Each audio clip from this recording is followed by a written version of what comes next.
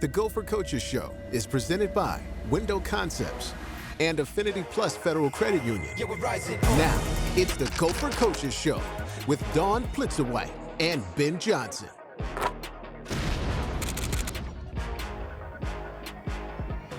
Welcome in to another installment of the Gopher Coaches Show. I'm Ahmad Hicks. This week, men's head basketball coach Ben Johnson joins the desk, along with former Gopher Nolen. I just want to say thank you for taking the time to join us. Welcome. Absolutely, I appreciate it. I watch you guys every Monday, so I'm really excited to be here. And I want to give you guys a little backstory. So Al's just not a journalist or just a radio commentator for the Gophers. He's actually a former Gopher. You played here from 2007 to 2011.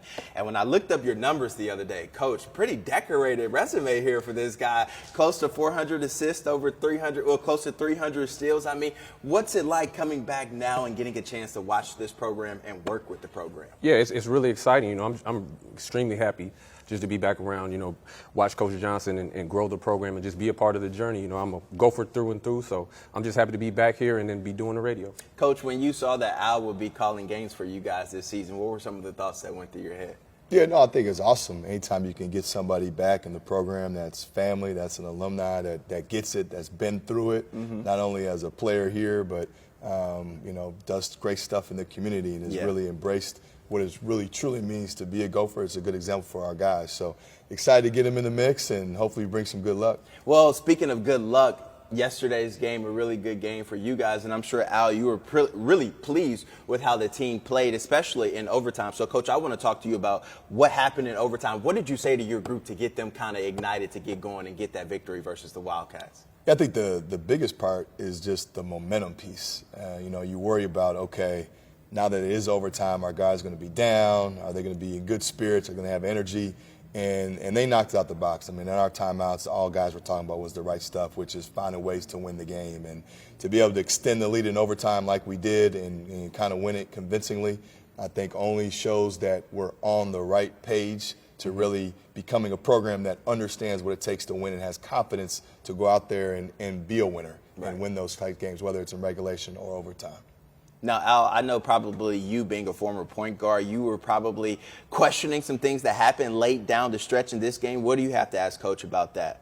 Well, yeah, I just want to talk to Coach. You know, I'm sure you had a maturation, and, you know, you always talk about guys having to learn and having to go through it. And you had a tough loss against Wisconsin as well with, you know, late game situation right down there to the end of it. And then we saw in this game that you guys were able to fight through and able to execute at the end. A particular play I wanted to talk to you about where I heard you talking about putting in a wrinkle with the pick and roll, Elijah Hawkins coming off, Mike Mitchell going under. Can you walk us through that a little bit? That got the shot for Cam Christie? Yeah, you know, there's just some things we try to do. You know, each team guards differently, and Northwestern does a really good job of being good on the ball and their ball screen coverage and loading up the box. And so you're just trying to do some stuff like misdirection that kind of maybe opens up the floor for a roller or opens up the floor where a guy like Mike on a cut can maybe get kind of lost within the defense. And Mike shoots it so well that you know they're going to honor that cut. And I think Elijah's got obviously really good speed. So now you're looking at, okay, can you turn the corner, get against X5 and maybe make a play at the rim with the pass or the drive, or do you have Mike? And then if you get it to Mike, then sometimes you got a 2-on-1 on the backside. So just trying to get some movement and be able to put our guys in position where they can be successful. Look at Al, joining the set within 5 minutes, already getting into Coach Johnson's playbook here and going a little further. Now, Coach, I want to go inside your huddle, that Penn State game. Big come from behind win for you guys. What did you say after the game that kind of caused some headlines, you know, around Minnesota sports fans about what you said to spark this team to kind of turn things around at halftime and after the game about how you should feel good because we're headed in the right direction right now? Yeah, they should. I think, you know, confidence in life in general is a good thing. And I think to get our guys to a level where they feel confident in everything that they do, whether you're winning, whether you're losing, whether you're home, whether you're away, if you're a confident person, you have that belief, any adversity that you face, I think you find easier ways to deal with it and come out on top. So I think it was a good example of, you know, we were a man down in Pharrell Payne, who had been playing really well. Elijah was battling foul trouble. So you've got two things that could have easily caved you as a team, and you're on the road battling an environment against a really good Penn State team who's been playing really good basketball. For them to be able to come out on top and just find a different way to win, that should build confidence with you. Was there a sigh of relief like, finally, we got a win that we should be getting? you're always relieved. I think it's so hard to win, whether it's home or away in this league. So any win, you feel that relief, you feel that joy, that happiness. But more so just the way we did it. I think our program is going through a direction now of just figuring out ways to win, and you do that just through confidence. So anytime you can see your guys do that and fight through adversity, but yet find ways to win, that's building it the right way. Well, I wanted to ask you about Wisconsin, but I'm going to let the former point guard ask you about that because I'm sure he has some stronger feelings about that game and kind of what happened in the final moments of the border battle. Yeah, I definitely, it's a border battle. It's a big game, as you know. They came in ranked number 10th in the country. You guys battled them really well, battled them down to the end, really gave yourself an opportunity to win. Can you just kind of walk us through the last 4 minutes of what you think you all could have done better, particularly in that setting? Yeah, I think, to our guys' credit, I think there was 34 seconds left and you have a chance to win a game. And we talk about that all the time. We kind of break the game down into 4-minute segments. And, your goal is home or away to be able to, in the last 4 minutes, have a chance to win. And in the last 2 minutes, have it be a 1 or 2 possession game. And we were able to do that. And so there's a little things that we've got to obviously clean up and do better. Little detail stuff like execution of a play or being able to have confidence at the free throw line, taking care of the ball, just that one extra defensive stop. But what I was most proud of is the fact that they're a really good team with a ton of veteran players. And our guys were able to battle and stay toe-to-toe. And now, again, it's finding that 1 or 2 detail on either side of the ball that puts you over the edge to get the win that we had to learn from. And as tough as that loss was, I think if it doesn't kill you, it doesn't break you, it's going to make you tougher. And I think that game will make us tougher down the line. Does it sting knowing that you don't get a chance to play them again this season? A little bit. I just think sometimes with the border battle, I think both teams would probably say that they'd enjoy the home and home. But it is what it is. You got to move on to the next team. All right, now we're moving on to the next topic, and I want to talk about Elijah Hawkins since we have a former point guard right here, and you know all about the position. So what excites you most about Elijah, and what would you like to ask Coach about this point guard? Well, definitely, the confidence as he brings to the team, the swagger. He's a winner. Coach talked about one of the reasons he recruited Elijah because he had that winning mentality. He comes from, a winning background. And so I just love to see him. He's a great assist man, I think, leading the country in assists and just really running the team. And I really love to see him when he gets out in transition. He's Speedy Gonzalez and able to get those guys the ball whether he's dumping it down to Garcia or finding Cam Christie for an open 3. So I just want to ask you, Coach, what has Elijah Hawkins brought to this team this year, and what has he meant? He's brought a lot. I think one of the biggest things that he provides is a confident leader, which is what this team needs. He's one of the few guys at this level that has played in postseason play. Him and Parker, he's the only guy at the Division I level that has played in the NCAA tournament. And so with that, there comes a sense of, expectation. He's won in everything he's done, whether it was high school, AAU, at Howard, and now here. And I just think that bleeds off to other guys, just that the winner mentality, the winner mindset, how you go about your work, and that you expect to play well. Like, he goes into games expecting to win, and you can't fake that. And so him being able to bring that type of leadership and that type of demeanor, I think has really rubbed off on our team. How do you think that confidence rubs off on young guys, especially Cam Christie? We've asked you about him before on this show, but it seems like every week his game is evolving and you're asking more out of the freshman. No, Cam's really taken a step. And, that was one thing in the recruiting process that I was pretty comfortable with is, again, he's like Elijah in terms of he's been around it for his whole life. Being able to see it live, being able to understand whether it was high school, AAU, being in good programs that teach you the right way and how to play. He's about the right stuff, and his expectation is to win. That's why he came here. He didn't come here to not help us elevate and turn the program. And so when you have guys like that have that kind of quiet confidence, that demeanor, and that approach and that expectation, again, I just think it trickles down to other guys in the locker room, and they can feed off their confidence. Yeah. And I think that's one thing that Cam does is he's not afraid of the moment. He doesn't shy away from it. He actually wants it, embraces it.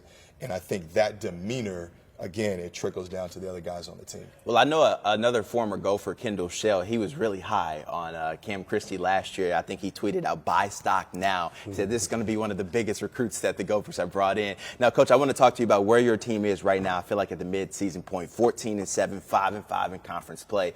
For you, Al, do you think that there's a big hurdle to overcome in this last month and a half in the season, or do you think this is where you guys kind of mesh together and come together, with 5-5 and being in conference and kind of elevate your play?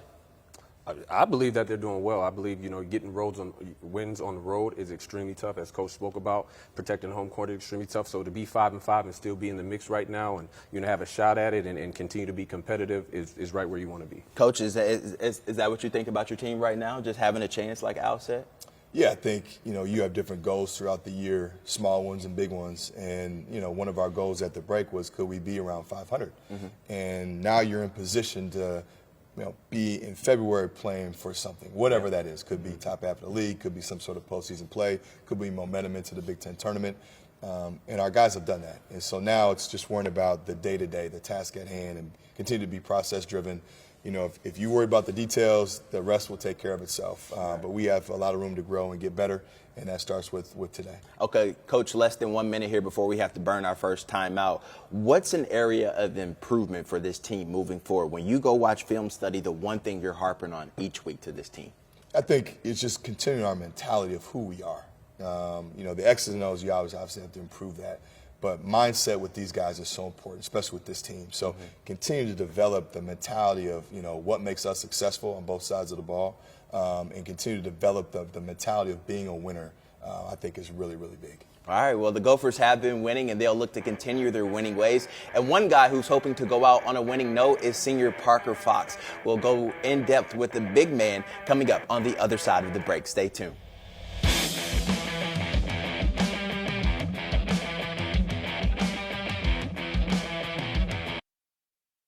You're watching the Gopher Coaches Show. Yeah, we're rising up.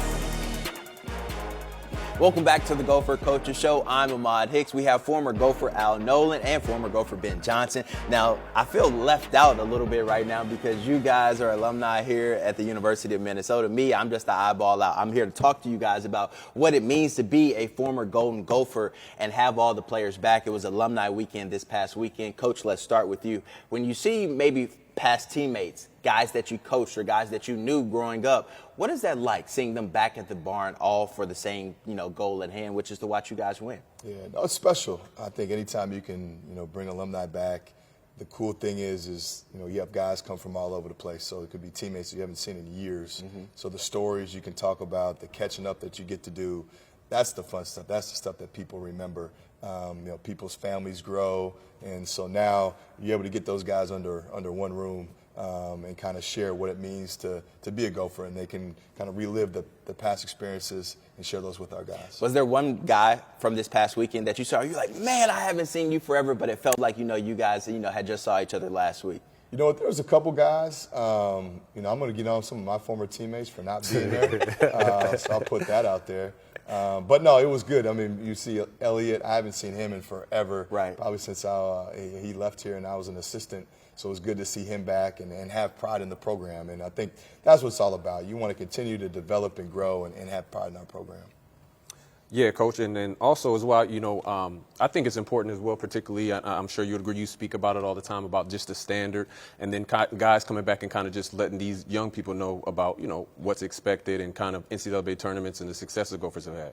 Yeah, no, I think, anytime they can hear from former players that have especially won, and, it's one thing to hear from me. It's another thing to hear from guys that, we look at and that have banners up here and have done it at a high level. I think all that stuff is really good in developing the pride in what you want to have here. Because I want our guys to have that same pride when they leave, whether you're here for 1 year, 2 years, 3 years, or 4 years. Once you come here and play in this program, it's for life. And so to have that pride and to instill that pride in our guys, that this is a group of people that are all pulling for them and wanting to do well and wanting to be successful, and have been in those shoes and understand it, is a special thing. I think one person who embodies that mindset on your current team is Parker Fox, one of the few upperclassmen that you have. We got a chance to speak with him earlier last week about what it means to be a Gopher and kind of his vision for where this team can go later on in this season. Let's take a listen to what he had to say. Standing next to Parker Fox right now, and I want to go through your brain. You guys have turned things around this season. Where did that begin? I think it just began in summer. The guys coming in and just being ready to roll, and just having, that kind of focused mindset. We had so many guys in this gym in the summer just, working their tail off, trying to get their individual games better, but know that, this is one, big unit, and we want to do special things. So I feel like last year you guys didn't have any depth because people were always hurt, including yourself.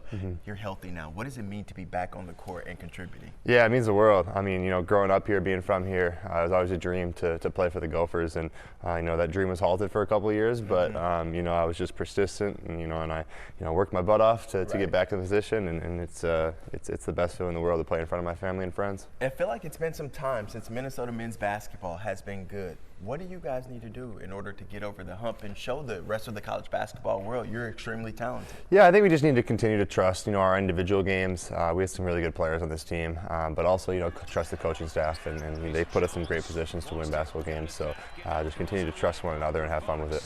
What's it like playing in the Big Ten Conference? I mean, when you watch these games, it seems like there's no easy opponent every night. Yeah. You guys are, just going to the end of the game, the going down to the wire. Yeah. What's it like for you playing in it? I mean, it's great. Coming from a Division II school, we had some great competition, but then you come in here and you play in these big arenas and against these, historic teams, and you see the guys that you watch on TV and the coaches that you watch play in the NBA and like all this crazy stuff. So it's honestly it's a blessing. I think people get distracted with the crowd sometimes, but I just soak it all in and enjoy it and love it, and just go out there and do what I do. All right, now I want to ask you some questions about your teammates' rapid-fire style. You can't dodge them at all. Let's do it. Who's the funniest on the team? Funniest on the team, I'd say Joshua Olajoseph or Pharrell Payne. Two of the sophomores, they're always together, and they bounce ideas off each other. Hilarious. Who's the best dressed? Ooh, Isaiah Enan would want me to say him, but I'm not going to say Isaiah Enan. I'm going to go Dawson Garcia. He got a different style for sure. Dawson Garcia? Yeah. Okay, I'm going to have to ask him about that. Who can cook the best on the team, you think? Oh, none of us cook, man. We're all spoiled with the cafeteria down here. I mean, I came from D2, so I had to cook. So right. I'd maybe say myself, but I bet you Jack Wilson could whip up a mean steak. Okay, cool. Who are you not letting get the aux cord? Ooh, I mean, Josh is just going to play young boy the whole time. So I'd say Josh, just protect my ears a little bit. Okay, and before you guys run out onto the court, who's giving that pregame speech, and why are you going to them?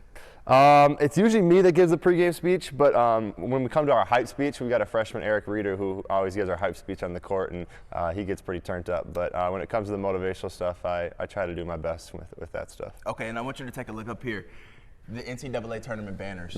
It's been around. It's been a while since you guys have been to the NCAA tournament. What's it going to mean to put another banner up there before you leave here? Well, I mean, that's why we got it up there, right? So we can see it every single day. We can, look at it and, have it be our goal. I think it's just going to take all of us, coming together as one unit and sacrificing for each other. I think so much of this, sport, you think about your future, and everybody wants to play in the NBA, and that's awesome. And I hope everybody does, but college basketball takes sacrifice from everybody, and myself included. So we're just gonna have to sacrifice for one another, play for one another, and just do the best we can, and hopefully the cards fall in their place. All right, that's Parker Fox, and I appreciate your time. Appreciate you, bro. No doubt. Like that, you hear a senior leader talk about playing for the team, buying into the game plan. What does that mean for you? It means a lot. It means, we got the right guys. You never really know, but until you hear him say it, it just gives you confidence. You got the right guys. They are who you wanted them to be when you recruited them, who you thought they would be when you recruited them. For those guys to spread that message and for Parker to embrace that message, it's huge. You want your upperclassmen to kind of be in the locker room and be able to manage that and understand that everybody else is going to look at them. He's one of the guys that's been here since day one, so he totally understands what we're about as a program. And Parker sounds like he's ready to get the Gophers basketball team back to the NCAA tournament. Coming up on the other side of the break, we're using our final timeout, but we discuss the revenge game versus Sparty coming up for the Golden Gophers. Stay tuned. More Gophers Coaches Show coming up after the break.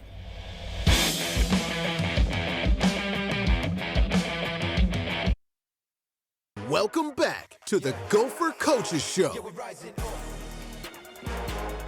Welcome back to the Gopher Coaches Show. Ahmad, Hicks, Al, Nolen, Coach Johnson. I want to talk to you guys about being late in this season, having roles already identified for players on the team. But Al, you being a former player, what do you think goes into those guys who maybe aren't getting the minutes they want about how to get on the court this late in the season? Well, you always have to be ready, and as Coach alluded to, you have ebbs and flows of the season. You have different matchups where, some guys may play more minutes in order to, there's a better matchup for the team. So it's just all about being ready and just working hard. And at the same time, when your opportunity comes, putting those minutes. I know Big Jack Wilson was able to get in the Michigan State game, and he made a nice move, got 2 points, and it was huge, and they used everybody in particular in that game. So it's just important to just be ready when your name is called. And speaking of that Michigan State game, Coach, you guys dropped that the first go-around, but now you get a chance to get some revenge this week. What's your message to your team about facing the Spartans again?